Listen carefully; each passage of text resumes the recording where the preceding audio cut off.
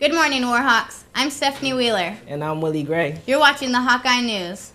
There really is no place like home. This year, ASB has themed homecoming around the movie The Wizard of Oz. The theme also reflects Madison High's precarious situation of not having a home field to plan. So, Willie, what can we expect?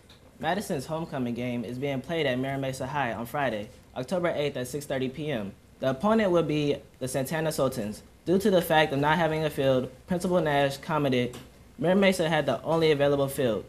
The date isn't the only change to made accommodate the situation. Senior class president Alicia Cardova stated that this year we chose not to do the floats respect to Mira Mesa for lending us the field. So we are decorating different corners of the gym to represent each class so we can have competition between classes. The senior class theme is Emerald City from The Wizard of Oz. Emerald City will present our futures. The homecoming dance will be held on the gym this Saturday, October 9th, from 8 to 11. In a recent interview with Haley Willard, Commissioner of Dances, Haley stated, "Committees were organized to make this the best homecoming ever. Extra hours were put forth in picking out decorations to make it a memorable weekend. Everybody should come, as it will be fun." One continued tradition that we have kept is court announcements at the homecoming game during halftime. Last year's homecoming king, Lester Fontenette, unfortunately cannot make it to homecoming. So for this year, Lester's mom and last year's homecoming queen, Darenika Joyner, will present the crowns. The nominees for king are Ricardo London, Adriel Hora, and Chris Ho. The nominees for queen are Elizabeth Guido, Emily Sage, and Jade Savusa. The king and queen will be crowned at the homecoming game. As tradition, the king and queen will slow dance.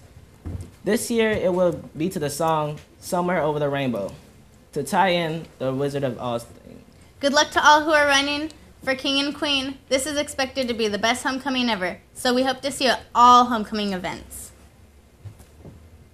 Interested in going to college? Do you know what college you're going to?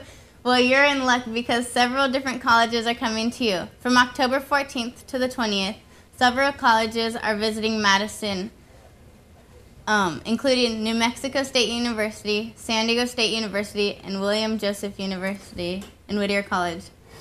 They will be visiting us and answering questions to help determine which college best suits you. The deadline to sign up is October 13th. If you have any questions, Miss Winters would be glad to help. Don't miss out on an opportunity to get a head start toward selecting your future college. Students parking in the staff parking lot has become a developing issue at James Madison High School. With the students' parking lot closed down for construction for a little over a year, students are now left to find their own parking. Campus police are currently ticketing students who park primarily in the east staff parking lot. A student attending Madison who wished to remain anonymous expressed her opinion to the issue, stating, "I believe that students should be able to park in the staff parking lot because we are no longer to have one of the streets full of cars." She also stated that although we are teenagers and have a car, we wouldn't have enough money to pay for the ticket.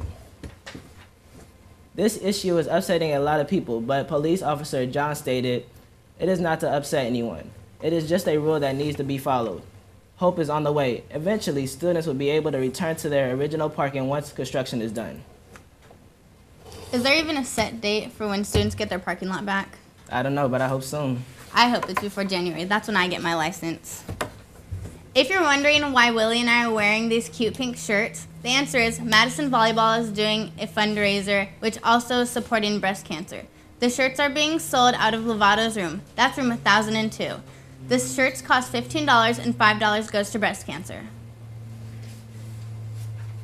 Clubs are a great way to get involved and have fun at school.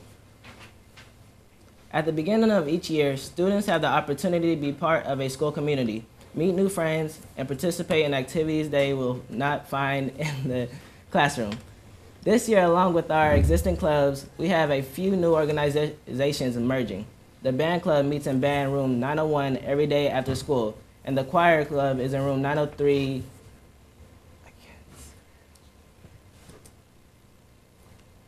at lunch every day. Club meets in rooms 102. The Photo Club meets in room 102 also on Tuesdays during the lunch. The Circle of Friends meet in lunch area and Tuesdays as well. The OMOC Club meets in 406 on Thursdays and Fridays at lunch. And the Drama Club meets on the second and fourth Friday of the month in room 905 after school. We will have more information on additional clubs that are times and places once they are approved through administration. What's the OMOC Club? I'm not sure. You have to ask the principal or somebody. Do you know who I could find that out from? The principal?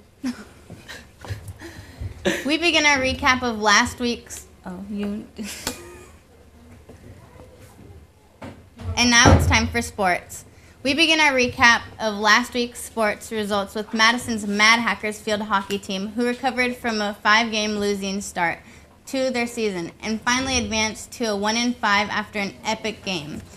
After the 15 minutes of overtime and 2 rounds of strokes, they finally gained victory over Granite Hills, winning 1-1. Madison's tennis, like the field hockey team, broke its losing streak against Crawford, moving to 1-4. Key players of the match were the 2 returners, Becky and Villy. They helped bring a team to victory. Madison Cross Country traveled up to Mission Hills High School for the Showdown at Sundown Invitational, where the girls began their race at 8:30 p.m. and the boys at 9 o'clock at night.